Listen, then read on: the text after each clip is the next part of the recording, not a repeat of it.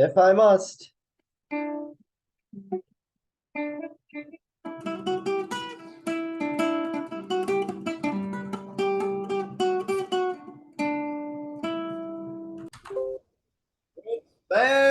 it is time to hug it out! It's increasingly evident to me the more I make these that hug it out is sort of just a stand-in for a more clever intro, for a more fun intro that I can think of, but I can't really think of one. So I'm just rolling with that until I think of one. That is a Bruins W 3-1 over the Calgary Flames. Welcome back to Into the Den, everybody. I'm your host, 100 Bets, and this was a good homecoming. That's right, everybody. You know who's back on. You know who's back in TD Garden. You know him. You love him. You can't live without him. It's Milan Lucic. Yeah. Also, this McAvoy dude or whatever the hell his name is on the back of my shirt. Oh yes, Charlie McAvoy is finally back on the Bruins, and our and in his time with the and in his time out, it seems like Clifton Lindholm has left such a good impression on Jim Montgomery that he started this game with the top pair being McAvoy Grizzly, like it usually was, and made our second pair Lindholm Grizzly with Lindholm Clifton, which honestly I think played pretty well. Sometimes having something that it works is good. Having multiple things that work is also really good. I mean, just ask how Jake DeBrusk started doing after he made it to the top line. It was sort of a tale of 10-minute increments, in which the teams would trade off every 10 minutes who was doing well. The Flames were absolutely amazing in the first half of the first period, and then the Bruins, they got it back. Foligno screamed the hell out of Dan Vladar, and it allowed Clifton to pot his first goal in 28 games. It was to tie the game at 1 after Noah Hannafin, who I still think that the Bruins should have traded at least 2 of those first round picks up to get up into the top 5, at least the top 5, to at least have a shot at people like Hannafin, at Werenski, at Rantanen, people that people that make a difference. Don't we have Zaka? That's not the point. Hannafin's goal came at the very tail end of a penalty that Connor Clifton took pretty early on in the game. For hold on, what was it? Sorry. For holding on Brett Ritchie. This was kind of a sloppy game for both teams. Everybody was taking penalties a lot. The Flames had 15 penalty minutes. The Bruins had 17. That is, that's five. That's 5 penalties from the. That's 5 penalties from the Flames, 6 from the Bruins, and a fighting major in the second period, and for both teams. But anyway, at the end of Clifton's penalty, Noah Hannafin snipes from around the snipes like in between where the blue line and the top of the face-off circles are. So I guess the bumper is what it's called. I'm not sure. He shoots from around there. He snipes it through traffic. It goes bar down on right past Allmark. Honestly, I can't really fault him for that. Again, the Flames were completely outplaying the Bruins in the first half of the first period. The Bruins get it back. Foligno screens Vladar into next week, and Clifton is able to collect his rebound enough to actually score to 4-on-4 with a 4-on-4 after Adam Ruzicka I guess is how it's. I forget. Adam Ruzicka goes to the box, and then DeBrusque goes for holding in 30 seconds later. This was also the first time, I think, in my Bruins watching career that I've seen the Bruins go for a 5 forward power play. I think it was Bergeron, Marchand, and Pasternak, Hall, and DeBrusque. It might have been Krejci. I forget. But it's like most teams on power play usually opt for 4 forwards and one defenseman. This is the first time I'd ever seen 5 forwards. Although let's be honest with Bergeron, it's more like five forwards, one defenseman. Anyway, both teams end up killing the penalty in the second. Both teams end up killing their respective penalties in the second period. Carlo ends up going for tripping pretty shortly afterward, and the Bruins have an insane penalty kill. The Bruins have the best penalty kill at home, versus the best power play on the road in the Flames, and I think both teams completely got shut out on special teams tonight. Both teams got completely shut out on power play, but that doesn't mean that the Flames weren't again completely outplaying the Bruins. The Bruins went the first 9.5 minutes in the second period without having a single shot on goal. What you can do in 9.5 minutes, you can listen to the entirety of Master of Puppets. Like the song, not the album. You can't really listen to the entirety of Master of Puppets in under 9 minutes. You'd have to play all of them. You'd have to play everything from Battery to Damage Inc. on just in a fucking. But after your Bruins penalty is, but after Grizzlick ends up going for high sticking, the Bruins end up doing absolutely nothing. Bruins absolutely dominate on penalty kill again, and then Mackenzie Weegar goes for tripping, and Calgary kills the penalty, but not before Dylan Dubé also ends up going for holding, and but the Bruins have possession, so that isn't called until the P is K'd.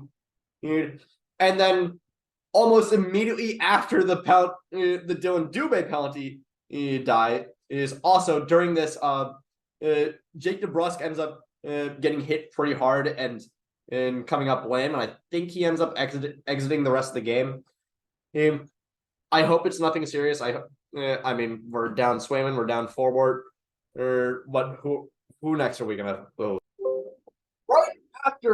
Right after the Dylan Dubé penalty expires, Charlie McAvoy, welcome back to the Bruins. He snipes from the top of the faceoff circle, goes through traffic, and that puts the Bruins up 2-1. I gotta say, McAvoy being back gives me so much hope. I mean, the Bruins already had an insane defense beforehand, but come on, the Mac is back. Or should we just go whitest dancing you've ever seen in your life? No.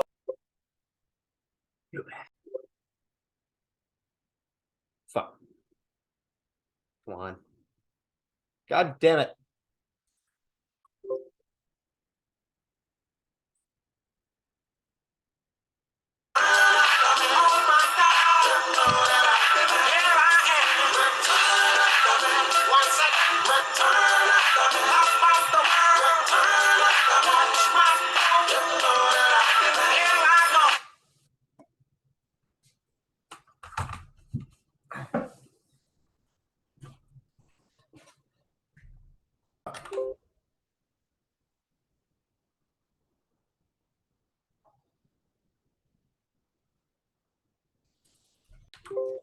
Yeah, it is indeed the return of the Mac, and God bless him for it. God bless him for it. That pretty much second period. And at the start of the third, oh boy, Nick Foligno, oh man, already off to a fantastic start to the season. He's not really in terms of point production, but he looks so much. He looks like he's playing with a lot more finesse. He looks like he's playing a lot stronger. He looks like he is gelling a lot more with these Bruins this. It's beaten the going absolutely ham on Kevin Rooney after Rooney just crushes Tomasz Nosek up against the boards. It's Foligno. The whistle gets called. Foligno just immediately drops gloves with Rooney and just boom, boom, boom, boom, boom. Get down. Obviously, both players end up going for a 5-minute major for fighting because both of them dropped gloves. Going for interference on a hit that it happened a little bit beforehand and a little bit before all this happened, and honestly, I can understand that. But at the same time, I don't understand why Hall goes to the box for it. Like, can someone please explain to me how that happened? Why that happened? Why did Hall go to the box for something that Carlo did? Anyway, with Carlo on the ice, the Bruins end up killing the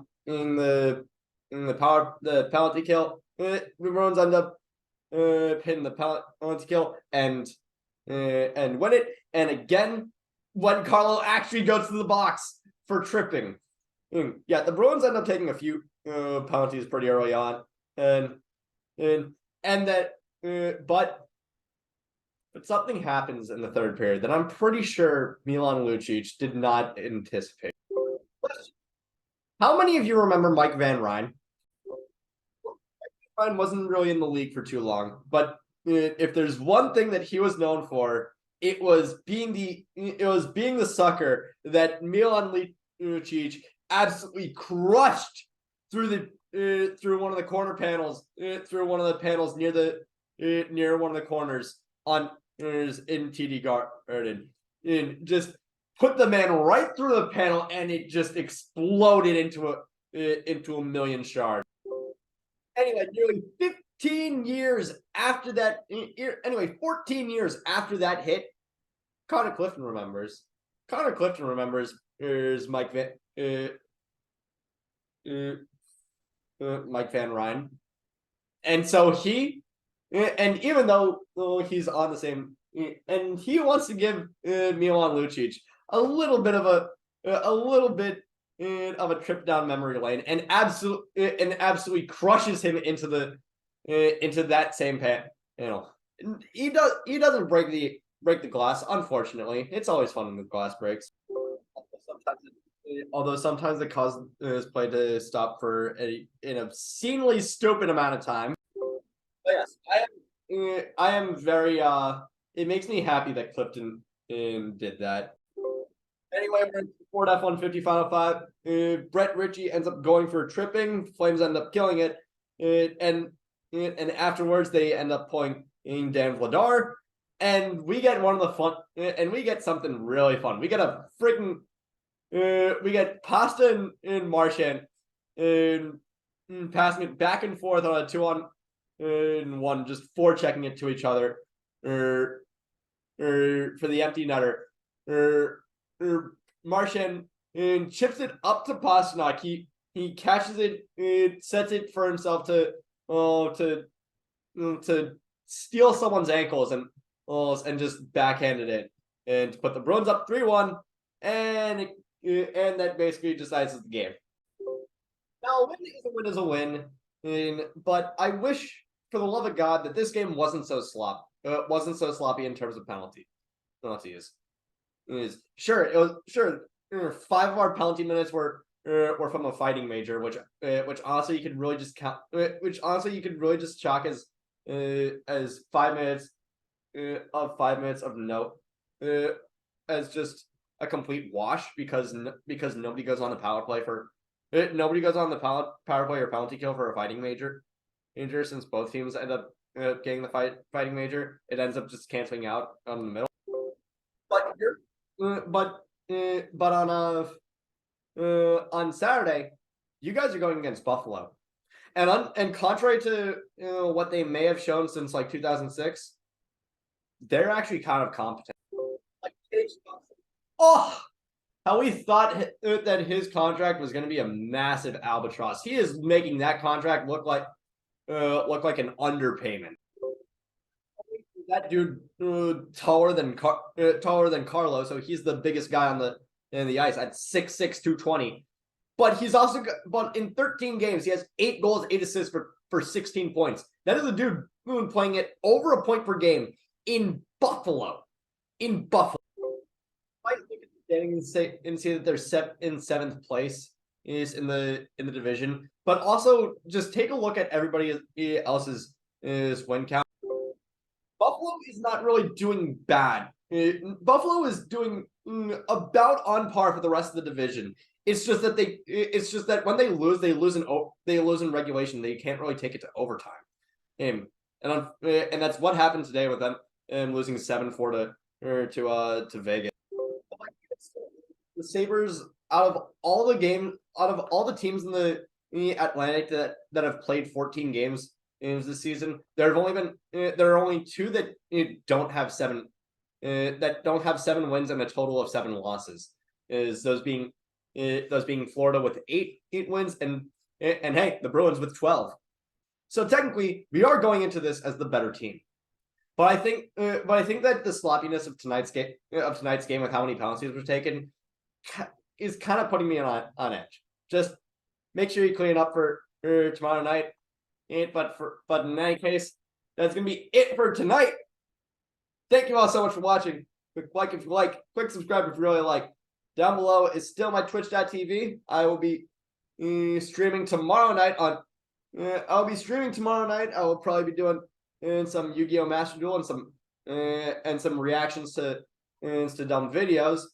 Oh yeah. What was it? If I can, I will try to. If I can find a way to do it. If I find out how to be good enough at Twitch to actually do this, I might put some of my Twitch clips on YouTube on this channel. So stay tuned for that, and I will see you guys on. And for everybody else, I will see you guys on Saturday night. Take care.